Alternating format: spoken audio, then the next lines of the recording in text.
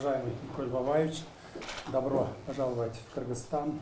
Рад вас приветствовать на нашей гостеприимной земле. Пользуясь случаем, позвольте выразить искренние поздравления по случаю победы партии «Гражданский договор» на внеочередных парламентских выборах Армении. В текущем году Армения, как и Кыргызстан, отмечает свой 30-летний юбилей Дня независимости. Рад этой возможности поздравить вас и в вашем лице весь армянский народ с этой важной датой.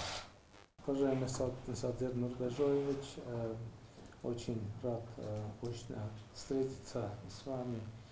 Да, вы правильно отметили, наши страны в этом году отмечают 30-летие независимости, и я тоже поздравляю вас с этим юбилеем, и как бы нужно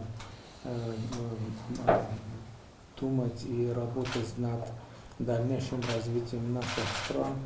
И особенно мы являемся членами Евразийского экономического союза, который открывает новые возможности для развития торгово-экономических отношений.